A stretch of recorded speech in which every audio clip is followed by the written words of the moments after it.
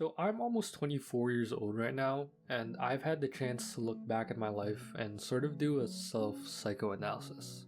And I think I've come to the conclusion that, throughout most of my experiences, I've always just sort of been a more anxious kid than most. I remember being around 6 or 7, worrying about the day my parents would die, and it would give me nightmares while I slept.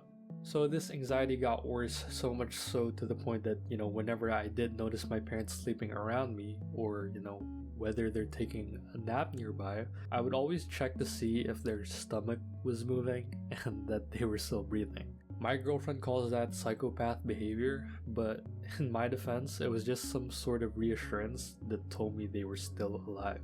Matter of fact, I think my anxiety problem is sort of genetic within my family. My grandma, when she was able, was actually a chemistry professor in one of the most prestigious universities in our country. But, as she had gotten older, she had gotten diagnosed with a really bad anxiety problem that sort of never allowed her to leave the house anymore. But today's video isn't going to be a recollection about every instance of anxiety in my life or the problems in my family. Instead, I'll be putting a more positive twist into that. Having to deal with anxiety as an adult can be very scary at times, but over the years I've developed some ways wherein I use anxiety to my advantage. And before any of you ask, no, I'm not medicated, although I probably should be. No, but my ego is telling me that it hasn't been that bad and it's been manageable so far. I think if I were to be hospitalized or it would negatively impact my current way of life and relationships, I think that's where I might get it checked out. But I think until then, I'm good. Anyways, here are just some ways wherein I use my anxiety to my advantage.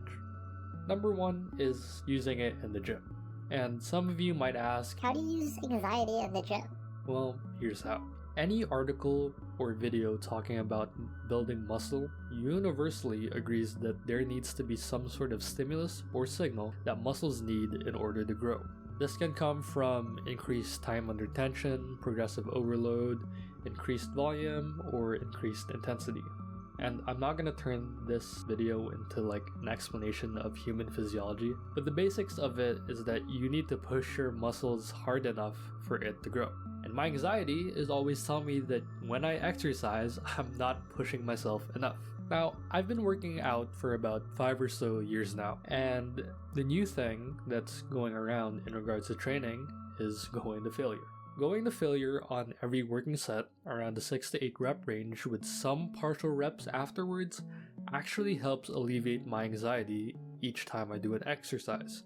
I basically go until I can't anymore. And I think I've made the most strength gains and the most muscle gains out of any year that I've been working out. Now, could that be attributed to just muscle memory and maturity after working out for 5 years? Maybe, but I'd like to think that, me training to failure and leaving nothing on the table plays a major role. It also helps my anxiety problem a lot because when I come home and think, was that a good workout? Did I push myself hard enough? And then I think back to oh yeah, I really couldn't do another rep.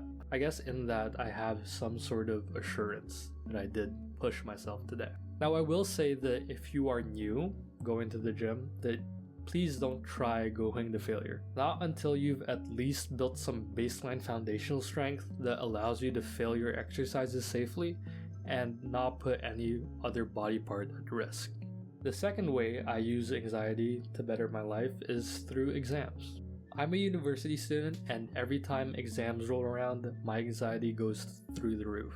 Now the problem is that no matter how hard I study or how perfect my preparation was, I always had this looming thought in the back of my head that I was always going to fail no matter what. So, in order to combat this, here's how I actually got through it. If it's a final exam, I usually calculate how much I need on a test to make sure I get a good grade. Say for example, I would need a 40% on the final to get a grade of B. What I would do is I would study hard and do what I know works, and when the time comes that I write my exam and finish it, I go back and make sure that I at least got 40% of the items correct. I double check, I triple check, even quadruple check my answers to ensure that 40% is a guarantee. For example, if it were a multiple choice test out of 100 points, I would always make sure that the bare minimum answers I got correct was 40. I can never be one of those people that just write an exam, immediately after they're done, they just go up, hand it in, they never double check, they sort of like, YOLO it, whatever I get is what I get, I studied as much as I could, I put everything on the paper. But no, not for me. I need those guarantees as an anxious person. And this double checking, bare minimum method thing has served me well in terms of calming my unsureness after an exam. And it's another one of those ways where I turn my anxieties into an advantage. An advantage in the sense that I can use this way of thinking if I want a guarantee that I will perform well in anything, not just an exam test.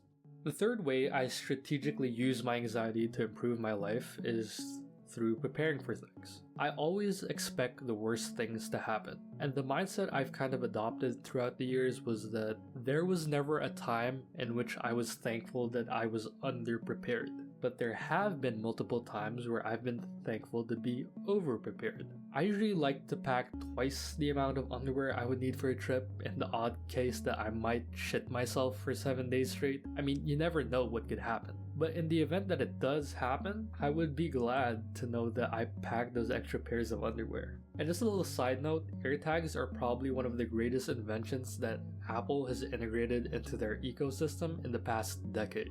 Like when my bags are being checked in and placed into the conveyor belt and going through God knows where, I'm glad that I have the ability to see its location at all times. It also helps a lot too if you put them in your wallets or things that you easily misplace on a daily basis. The fourth and final way I use my anxiety to my advantage is in how I prepare and cook food. I personally love cooking. I think the results you get when you experiment, you're changing an ingredient, preparing things a certain way, and the food turns out tasting amazing, like that is such a rewarding and therapeutic experience for me. The way I use anxiety to my benefit in this case is when I'm handling raw meat. You get a multitude of different diseases if you mishandle raw foods, such as, cholera, salmonella. But whenever I use a recipe that calls for, raw ground meat, my anxiety is always telling me that I'm cross-contaminating everywhere in the kitchen. So that forces me every time that I do touch the raw meat that I wash my hands. Like sometimes I would just get like the tip of my pinky would just graze like a piece of ground meat. Nope, going straight to the kitchen sink, washing my hands like 3 times with soap, water, all that shit. And to some of you this may seem very trivial, but I don't know, I've seen some cooks who touch raw food and immediately after, without washing their hands, go to touch the spatula, the handle of the pot, the salt and pepper, and basically just contaminate the whole kitchen with meat hands. Like it seems very basic and I guess very obvious to some, but I use my anxiety of getting diseases to make me more clean in the kitchen. Is it annoying to wash your hands every 3 seconds because of this? Yeah. Do I have some form of undiagnosed OCD? Probably. But is it comforting to know that I'm not spreading disease and salmonella? Yeah. I think having that anxiety in the kitchen has led me to be a more conscious person about food safety and disease prevention. So yeah, those are just some of the things in my life where I flip my anxiety on its head and use it in a way that benefits me. And the point of this video is to not romanticize having anxiety, and please by all means have it checked out by a professional and don't be like me. I'm just telling you guys how I use my anxiety to my advantage and how in some cases in the long term can actually benefit me.